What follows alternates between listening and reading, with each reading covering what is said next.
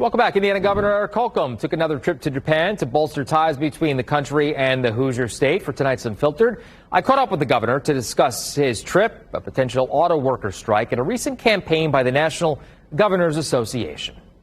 And let's welcome in Governor Eric Holcomb now, joining us from Japan. Governor, good to see you. Thank you for taking some time for us, sir. Your third trip in as many years to Japan. First off, how's it going? And also, what are the goals when you have these visits? Well, first and foremost, it's going great, and always does. This is, as you said, not my first rodeo, so it's a bit sentimental to get back with longtime friends, old friends, you might say, and then to make so many new ones each and every time we visit Japan. It's my first takeaway, I would say, is you can't say thank you enough. Japan has been so important to the growth of our state. Obviously, they've got over 300 businesses located throughout all of Indiana, border to border. They employ over 60,000 Hoosiers and great careers. So saying thank you is my number one priority when I come. I would say, secondly, just realizing that the world is run by those who show up.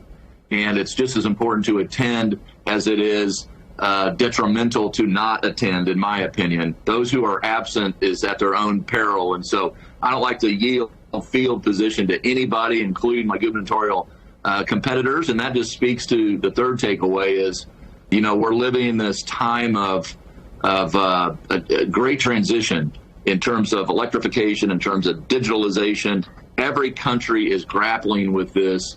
And so the discussions have been very constructive, very deep, and the competition's fierce to go out and get that new business, that new economy of the future. So I wouldn't miss this for the world. Yeah. Well, we look forward to seeing what comes out of it. I want to get to some other headlines, if you don't mind, quickly, Governor. Indiana, as you very well know, the second biggest auto manufacturer next to Michigan. How would the state be impacted, in your opinion, by a UAW strike? Are you at all worried? Yeah, well, we would be, and I won't lob any explosive rhetoric in from the cheap seats, you might say, and I can only imagine there's enough cooks in the kitchen, and the kitchen's probably pretty hot, but I'm hoping they could strike a balance. I did bring this up to Governor Gretchen Whitmer from Michigan, who has been in some conversations in the past, and she mentioned that, you know, she didn't know what more she could do other than to encourage them, like I would, to strike a balance and to make sure that whatever agreement that they can come to, they come to it without a lot of collateral damage along the way. Governor, I have one more question for you before I let you go, and I appreciate you coming on with us overseas here. You took part in a campaign by the National Governors Association, and one of the videos is of you breaking bread with the mayor of Sullivan, Indiana, who is a Democrat. The campaign is called Disagree Better, right? And you even reposted it on Twitter or X now. And you said it's not about how wrong the other side is. It's about figuring out how to move forward. In your opinion, have you ever seen things as divisive as they are right now?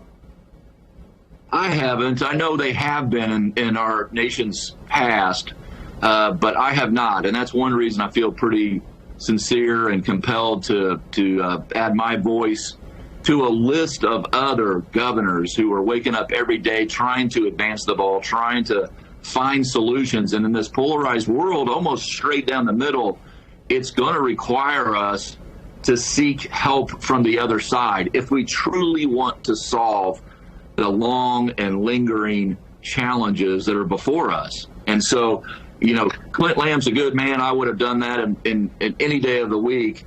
But he's a perfect example of someone who believes the same, of how do we come together so that we can leave this a little better place than we found it. Just a quick follow-up. On a scale of 1 to 10, when it comes to Indiana and divisiveness, 1 being bad, 10 being really good, or vice versa, whichever one you want to go with, how would you rank our state? I would say that's in the eye of the beholder, but it hasn't held us back from getting stuff done. Governor Eric Holcomb, always good to see you, sir, even if it means talking to you from Japan. We look forward to talking with you again in the future, and safe travels on your way back home, sir. Can't wait to get home. Thank you. Thank you.